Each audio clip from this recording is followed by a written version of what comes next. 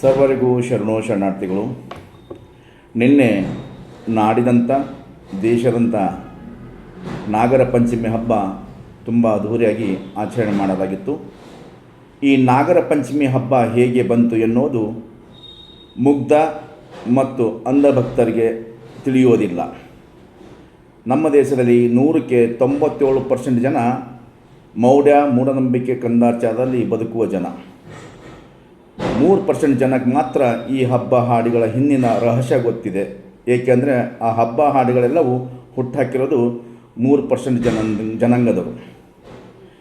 ಈ ಹಿಂದೆ ಹೋದರೆ ಸಾವಿರಾರು ವರ್ಷ ನೂರಾರು ವರ್ಷ ಹಿಂದೆ ಹೋದರೆ ನಮ್ಮ ದೇಶದಲ್ಲಿ ಕೈಗಾರಿಕೆ ಆಗಿರ್ಬೋದು, ವಾಣಿಜ್ಯ ಆಗಿರ್ಬೋದು, ಸಾಫ್ಟ್ವೇರ್, ಹಾರ್ಡ್ವೇರ್ ಹೀಗೆ ಯಾವುದೂ ಕಂಪನಿಗಳು ಮತ್ತು ಆದಾಯ ಬರುತ್ತಂತಹ ಘಟಕಗಳಿಗೂ ಇರಲಿಲ್ಲ.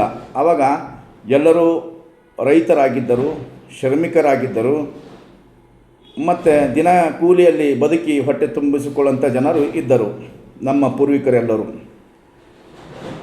ಅಂದು ಜನ ಮಾರ್ಚ್ ಇಂದ ಜೂನ್ವರೆಗೂ ಮದುವೆ ಮಾಡ್ತಿದ್ದರು. ಹೆಣ್ಮಕ್ಕಳ ಮದುವೆ ಮತ್ತು ಗಂಡು ಮಕ್ಕಳ ಮದುವೆ ಏನೇ ಕಾರ್ಯಕ್ರಮ ಮಾಡಿದ್ರು ಆ ಟೈಮಲ್ಲಿ.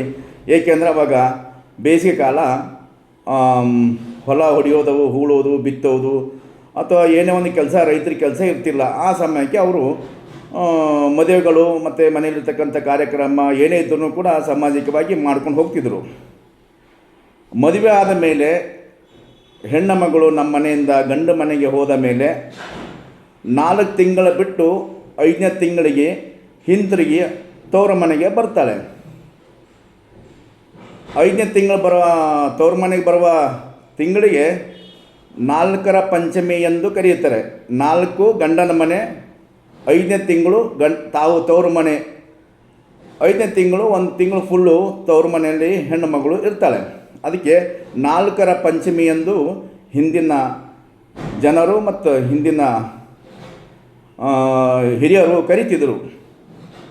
ಆ 4ರ ಪಂಚಮಿ ಹೆಂಗಿತ್ತಂದರೆ, ಊರಲ್ಲಿರ್ತಕ್ಕಂತಹ ಎಲ್ಲ ವರ್ಗದ ಹೆಣ್ಣು ಮಕ್ಕಳನ್ನು ಮದುವೆ ಮಾಡಿಕೊಂಡು ಬೇರೆ ಊರಿಗೆ ಹೋದ ಮೇಲೆ, ಬೇರೆ ಊರಿಂದ ವಾಪಸ್ ತಿರುಗಿ ತವ್ರ ಮನೆಗೆ ಬಂದ ಮೇಲೆ ಆ ಹೆಣ್ಣು ಮಕ್ಕಳು ಊರಲ್ಲಿ ತನ್ನ ಬಾಲ್ಯದಲ್ಲಿ ಏನೇನು ಇಲ್ಲಿ ತವ್ರ ಮನೆಯಲ್ಲಿ ಆಟ, ಊಟ, ತಿಂಡಿ ಮತ್ತು ಅವ್ರ ಹಲವಾರು ನೆನಪುಗಳನ್ನು ಮರುಕಳಿಸೋ ಸಲುವಾಗಿ ಅಂದಿನ ದಿವಸ ಕೋಲಾಟ ಆಗಿರ್ಬೋದು, ಬುಲಾಯಿ ಆಟ ಆಗಿರ್ಬೋದು, ಜುಕಾಲಿ ಆಟ ಆಗಿರ್ಬೋದು, ತಿನ್ನೋದು ಅಥವಾ ಕುಣಿಯೋದು, ಹಾಡುವುದು, ಹೀಗೆ ಎಲ್ಲರೂ ಕೂತ್ಕೊಂಡು ತುಂಬ ಖುಷಿಯಾಗಿ ಅವರು ಹಬ್ಬವನ್ನು ಆಚರಣೆ ಮಾಡ್ತಿದ್ದರು. ಮತ್ತು ಅದರ ಜೊತೆಗೆ ರೈತ ಪಿತರೆಲ್ಲರೂ ಕೂಡಿ ಕೈ ಜೋಡಿಸಿ ಸುಖವನ್ನು ಅನುಭವಿಸ್ತಿದ್ದರು.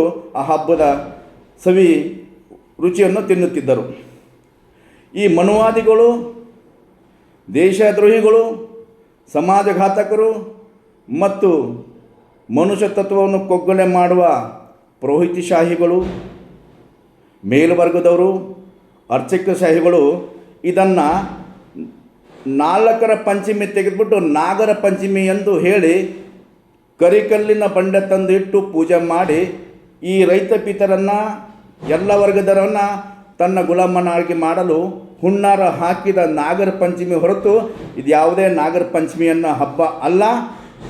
ನಾಗರ ಪಂಚಮಿ ವಿಷಯದಲ್ಲಿ ಎಂದೂ ಕೂಡ ಹುತ್ತಲ್ಲಿ ಹಾವಿರುವುದಿಲ್ಲ, ಹಾವು ಹಾಲು ಕುಡಿಯುವುದಿಲ್ಲ, ಮತ್ತು ಕಲ್ಲಿನ ಮೇಲೆ ಹಾಲು ಹಾಕಿದರೆ ಹಾವಿಗೆ ಹಾಕಿದಂಥ ಆಗುವುದಿಲ್ಲ. ಮತ್ತು ಜೀವ ಇರೋ ಹಾವು ಬಂದರೆ ಈ ಮನುವಾದಿಗಳು ಕೊಲ್ಲು ಎಂದು ಹೇಳುತ್ತಾರೆ, ಆ ಹಾವನ್ನು ಕೊಲ್ಲುತ್ತಾರೆ. ಹಾಗಿದ್ದ ಮೇಲೆ ನೀವು ನಾಗರ ಪಂಚಮಿ ದಿವಸ ನಾಗದೇವತೆಯನ್ನು ಭಾವಿಸಿದ ಮೇಲೆ ಏಕೆ ದೇವರನ್ನು ನಿಮ್ಮ ಮನೆಯಲ್ಲಿ ತಂದು ಮಂಚದ ಮೇಲೆ, ಅಡುಗೆ ಮನೆಯ ಮೇಲೆ, ಹಾಲಿನ ಸೋಪದ ಮೇಲೆ ಇಟ್ಟುಕೊಂಡು ತಮ್ಮ ಜೊತೆಗೆ ಇಟ್ಟುಕೊಂಡು ಪೂಜೆ ಮಾಡಿ ಬದುಕುವುದಿಲ್ಲ ಎನ್ನುವುದು ಪ್ರಶ್ನೆ. ಹಾಗಾಗಿ ಇದರ ಹಿಂದೆ ಇರ್ತಕ್ಕಂಥ ಹುನ್ನಾರ ಮನುವಾದಿಗಳ ಹುನ್ನಾರ. ಇಂದಿನ ವರ್ಷ ಆಯಿತು, ಮುಂದಿನ ವರ್ಷ ಸತ್ಯದ ಅರಿವು ಅರಿತು ಮನುಷ್ಯನಾಗಿ ಬದುಕಿ ಇಂತಹ ಮೌಢ್ಯ ಮೂಢನಂಬಿಕೆ ಕಂದಾಚಾರವೆಲ್ಲವೂ ತನ್ನ ಮನೆ ಅಂಗಳದಲ್ಲಿ ಚಪ್ಪಲಿ ಬಿಡುವ ಸ್ಥಳದ ಬಿಟ್ಟು ಮನುಷ್ಯನಾಗಿ, ಸಜ್ಜನನಾಗಿ ಮತ್ತು ಸತ್ಯ ಮಾರ್ಗದಲ್ಲಿ ನಡೆಯಬೇಕೆನ್ನೋ ವಿಚಾರ ಪ್ರತಿಯೊಬ್ಬರಲ್ಲಿ ಬರಲಿ ಎನ್ನುತ್ತಾ ಮತ್ತೊಮ್ಮೆ ನಿಮ್ಮೆಲ್ಲರಿಗೂ ಶರಣೋ ಶರಣಾರ್ಥಿಗಳು.